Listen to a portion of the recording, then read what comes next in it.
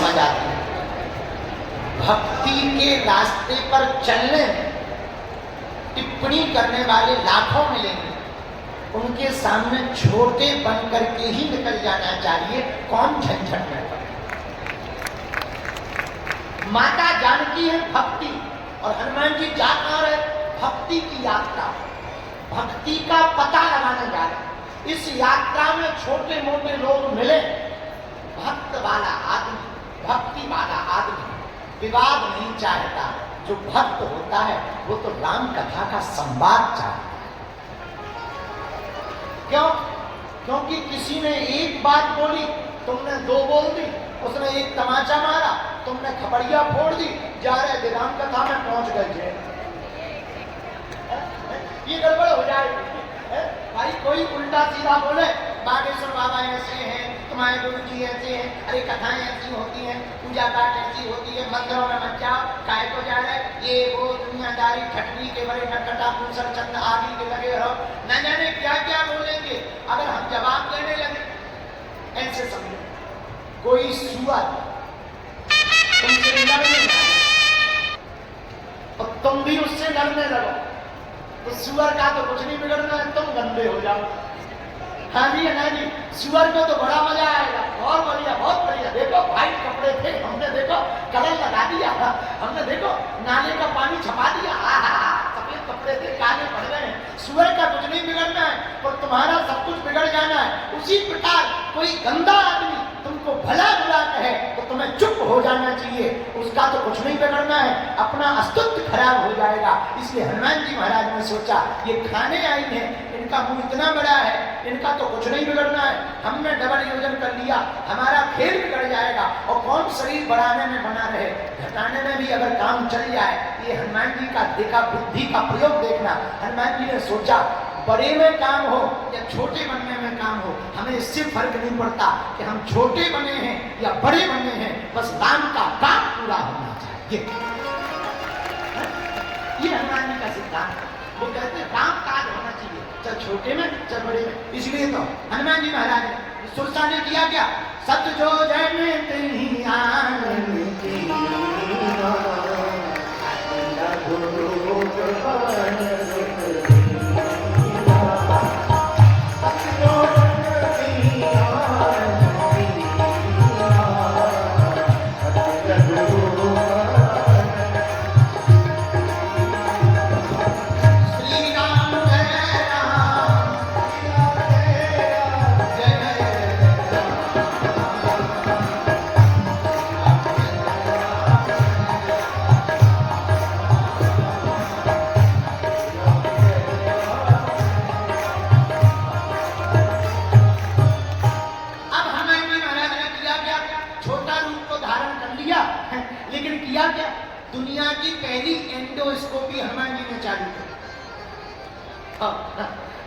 आजकल एंडोस्कोपी चलने लगी, पर ये हनुमान जी ने फर्स्ट बार पहले ही कर दी थी सुरसा की। जैसे भारी मुंह बनाया, हनुमान जी भीतर घुस गए। बदन पयठ पुनि बाहर आवा, बदन पयठ मतलब जाना, पुनि बाहर मतलब वापस आना, बदन पयठ पुनि बाहर आवा, मांगा विदा ताईसर नावा। हनुमान जी भीतर घुसे, चेक कर रहे, लीवर ठीक है, किडनी बढ़िया है कि नहीं, और लंग्स ठीक चल रहा है कि नहीं चल रहा है, क्रिएटिनिन तो नहीं बढ़ गया है, आते ठीक है, जठराग्नि बढ़िया, सब ठीक ठाक चेक करके बदन पयठ पुनि बाहर आ रहा। बदन को अंदर से देखकर हनुमान जी बाहर आ गए। ये एंडोस्कोपी क्या करती है? ये भी तो यही चेक करती है, छाले तो नहीं पड़ गए हैं, कहीं आते तो नहीं उलझ गई हैं, कहीं गांठ तो नहीं बन गई है। धन्य रे वीर बजरंगबली, अंदर गए बाहर आ। एक दिल्ली का आदमी हमें मिला, महाराज जब हनुमान जी अंदर गए थे तब सूंघ लगा ने मुंह क्यों नहीं बंद कर दिया? उनका ठटरी के बड़े न कटा, ये बता है कहाँ का? बोले पश्चिम बिहार। उनका कहाँ के हो? बोले पश्चिम बिहार के। बोले महाराज बताओ, जब हनुमान जी अंदर गए थे तो सूंघ लगाने मुंह बंद क्यों नहीं कर लिया? उनका ठटरी के बड़ी छोटी खिड़की जल्दी लग जाती है, जितना बड़ा दरवाजा होता है उतनी देर से बंद होता है। छोटा मुंह होता तो जल्दी बंद हो जाता, बड़ा मुंह है तो उसे देर लगेगी, तो जब तक बंद होता तब तक बदन पेट पूरी बाहर आवा। हनुमान जी बाहर आ गए। हनुमान जी बाहर आए, माँ आपका प्रण पूरा हो। क्या प्रण था? खाएंगे। हम भीतर चले भी गए, बाहर। अब हमें आज्ञा मांगा विदा ताही सिर नावा, मांगा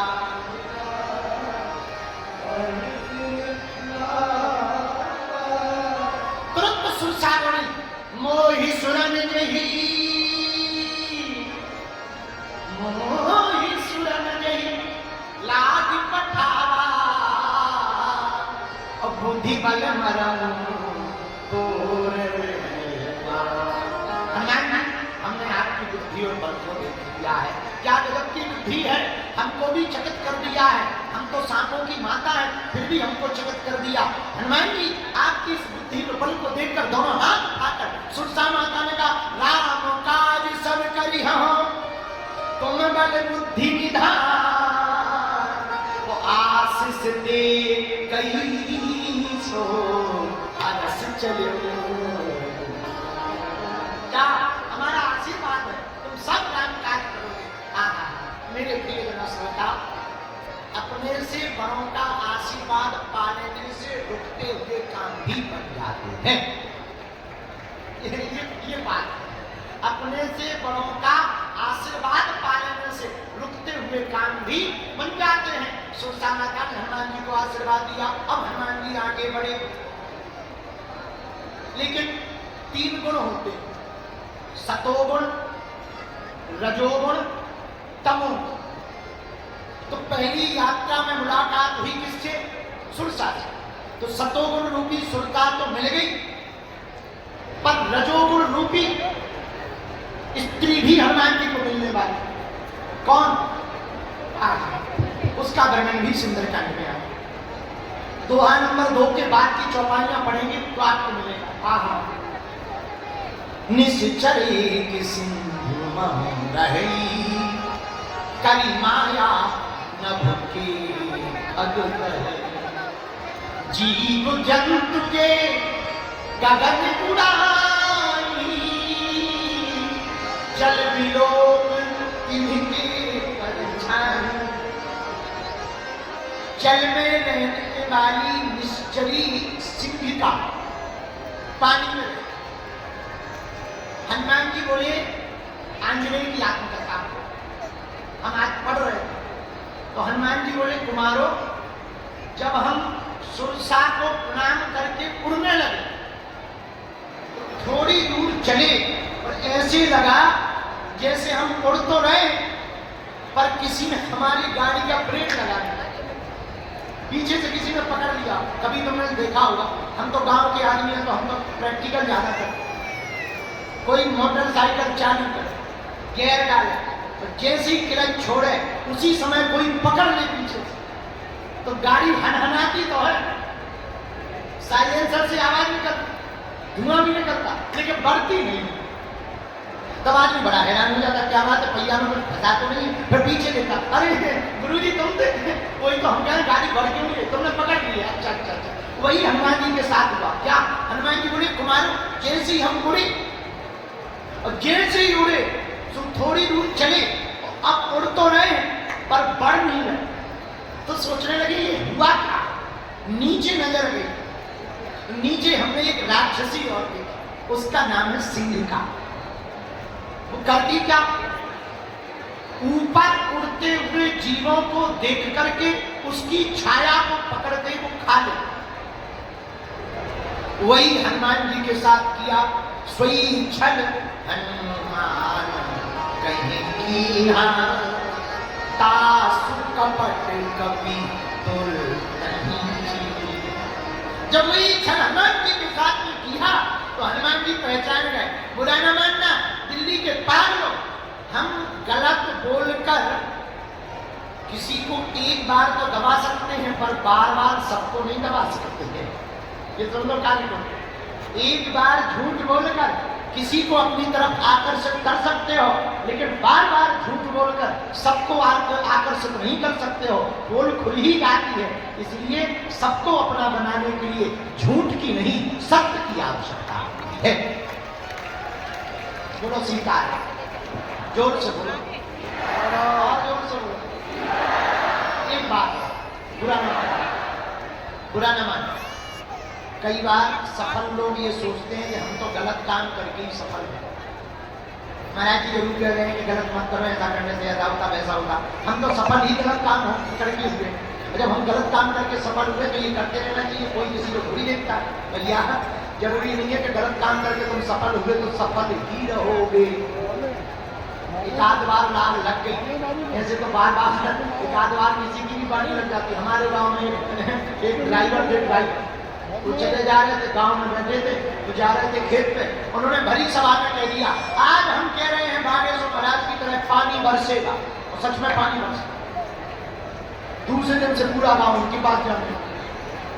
बोले यार तुम्हारी बाणी बड़ी इज्जत है, तुम्हारे पास भी कोई देवी देवता आ गया क्या बागेश्वर गुरु जी जैसा, तुम भी जानने लगे हो क्या? तुमने कह दिया पानी बरसेगा, पानी बरसेगा, पानी बरस गया, अब आज बताओ क्या होगा? लेकिन उन्हें पता ही नहीं था कि क्या होगा। तो वो बातें कर ही रहे थे, इतने में पहले आके सीमा उल्टे पांव पीछे वापस आ। बोले पानी तो सही बताया और बाकी तो सब ठीक है। ये बोलो सीताराम, जोर से बोलो और जोर से। एक आध बार तो बात लग जाती, पर बार बार बात लगे तब तो बात है। एक बार की बात तो किसी की भी सही होती है, पर बार बार बात अगर सही हो तो समझ जाओ उसके पास में कुछ ताकत है, कुछ है, कंटेंट है, कुछ दम है, कोई ऊर्जा है, कोई शक्ति है, कोई प्राण है। इसीलिए मेरे पार लो सिंधिका ने वही गलती की जो सब पे प्रयोग किया, वही हनुमान जी पर किया। हनुमान जी की छाया को पानी में उड़ते हुए देख करके पकड़ ली, हनुमान जी की गति अवरुद्ध हो गई। कहे छांट सक सोना उड़ाई, यही विधि सदा गगन छल छाई, सोई छल हनुमान कहें कीना, तासु कपट कपि तुरत ही चीन्हा। हनुमान जी समझ गए परिणाम। अब परिणाम की मत पूछो, हुआ क्या? कोई हनुमान जी को लोग ले उड़ते हुए, अब होगा क्या समझ जाओ। सियावर रामचंद्र की क्या परिणाम हुआ? ताहि मारी मारुति सुत बीरा,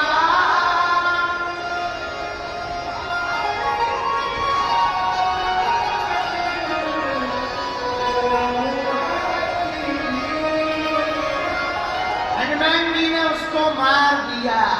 बोलो सीताराम। कोई हनुमान जी की गति को रोकेगा तो मार ही खाएगा और बचेगा नहीं। महाराज एक मुक्का में ही सीताराम बजरंगबली की, वीर बजरंगबली की। इसलिए महाराज करना क्या है, कान खोल के सुनो। हनुमान जी को पकड़ने की कोशिश नहीं करना है। एक गलती और हम लोग करते हैं, बुरा नहीं बोल देते हैं।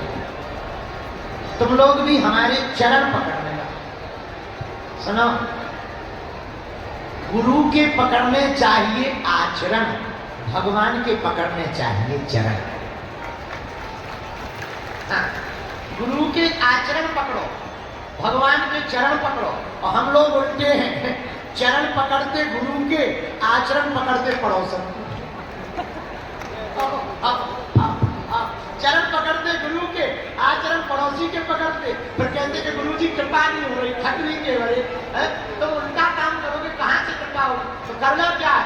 गुरु के पकड़ो आचरण, भगवान के पकड़ो चरण।